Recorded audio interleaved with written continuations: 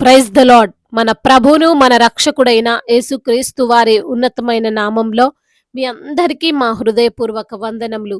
ఈ యొక్క ఆదరణ వాక్యము మీకు దీవెనకరంగా ఉందని నమ్ముతున్నాము. కనీసము ఈ వాక్యమును ఒక 10 మందికైనా షేర్ చేయగలరని దేవుని పేరట మనవి చేసుకుంటున్నాము. ఈ రోజు దేవుని వాక్యము, జకరియా, ఇది నాకెలాగూ తెలియను, నేను ముసలివాడను, నా భార్యయు బహుకాలము గడిచినదని ఆ దూతతో చెప్పగా, లూకాసు వార్త 1వ అధ్యాయము 18వ వచనము. Zechariah asked the angel, how can be sure of this? I am an old man and my wife is well along in years. Gospel of Luke chapter 1 verse 18. ఈ రోజు నిమిత్తము దేవాతి దేవుడు మనకు అనుగ్రహించిన వాక్య భాగమును బట్టి ధ్యానించుకుందాము.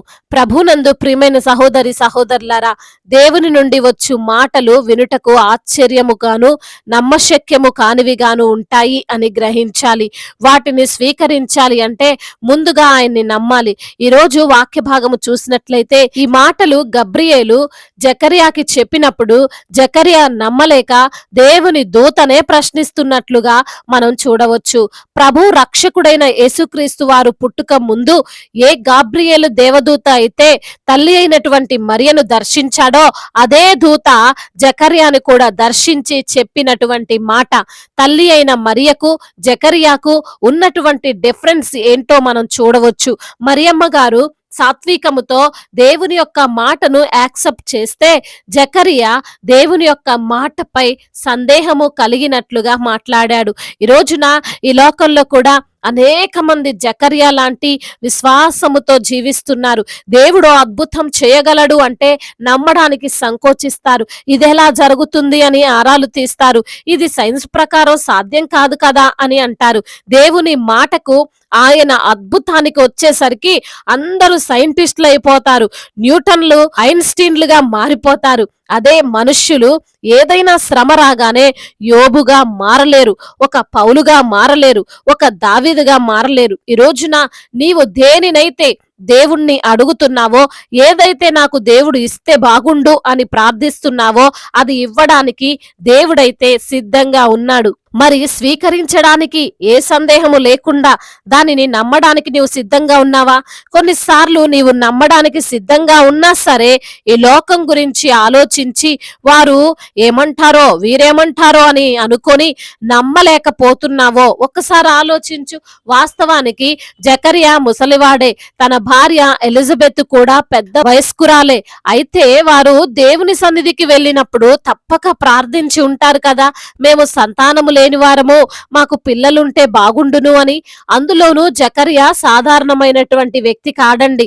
జకరియా యాజకుడు, దేవుని యొక్క సేవకుడు. అటువంటి వ్యక్తి రోజు దేవుని సన్నిధికి తన క్రమము చొప్పున వెళ్ళి వస్తుండేవాడు. అలాంటి జకరియాకు దేవుడు మంచి మాటను పంపిస్తే సందేహపడ్డాడు. ఏమన్నాడంటే, నేను ముసలివాడను, నా భార్య బహుకాలము గడిచినది, ఇది జరుగుతుందా అని అడుగుతున్నాడు. ఒక దేవుని యాజకుడు అయ్యుండి దేవుని యొక్క మాటను నమ్మకుండా లేదా సందేహిస్తూ ఉన్నాడు. ఈ రోజున కొంతమంది విశ్వాసులైనా కొంతమంది సేవకులైనా దేవుని యొక్క మిరాకిల్స్ నమ్మరు. వాక్యమైతే ప్రకటిస్తారు గాని దేవుని ద్వారా అద్భుతం జరుగుతుంది అనగానే ఎలా జరుగుతుంది అనే ఆలోచన, సందేహము వారిలోకి ప్రవేశిస్తుంది. బహుశా నీవు కూడా ఇలానే ఉన్నావా?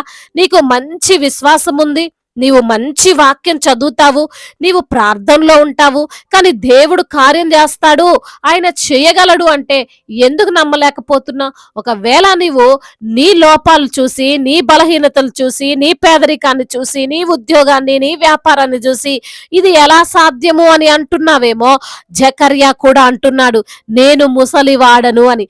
జకర్యా ముసలివాడు అనే విషయం దేవునికి తెలీదా? అతని భార్య వృద్ధురాలు అని దేవుడు ఏమైనా మర్చిపోయాడా? ఆయనకు వారి పరిస్థితి తెలియకనే వారేదో యవ్వన ప్రాయంలో ఉన్నారని దేవుడు ఏమైనా అనుకున్నాడా? సర్వ సృష్టికర్త అయినటువంటి దేవునికి సమస్తము తెలుసు కదా, ఆయనకు మరుగైనది ఏదీ లేదు కదా, ఆయన గొప్ప దేవుడు, ఆయన సర్వోన్నతుడు కదా. మరి అలాంటప్పుడు నీకెందుకు దేవుని మాటపై సందేహం? దేవుని వాక్కును ఎందుకు నమ్మలేకపోతున్నావు?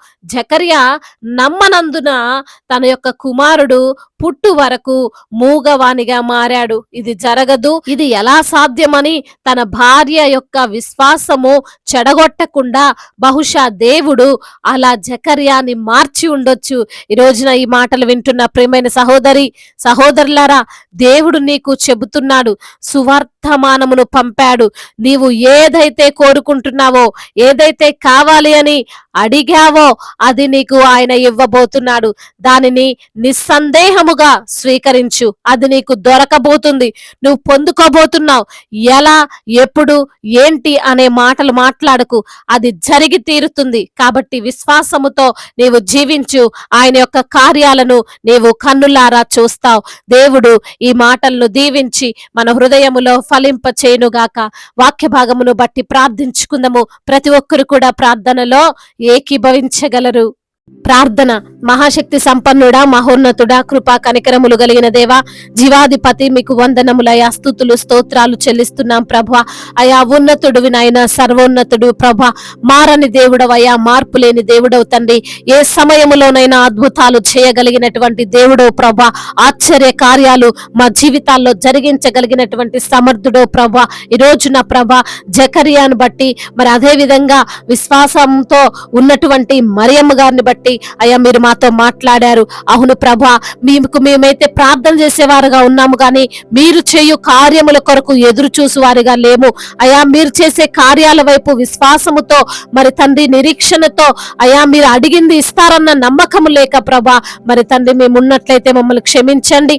అద్భుతాలు జరిగించువాడో ప్రభా, మీ వాక్కును నమ్మేటువంటి కృపను మాకు దయచేయమని బ్రతిమిలాడుకుంటున్నాం తండ్రి. ఈ రోజున ఎందరైతే బిడ్డలు వాక్యమును విని ప్రార్థనలో ఏకీభవిస్తున్నారో ప్రతి బిడ్డను మీరు పేరున దీవించండి, ఆశీర్వదించండి, బలపరచండి. మీ కృప, మీ కనికరము, మీ దయగల హస్తము ప్రతి బిడ్డ పైన ఉంచండి.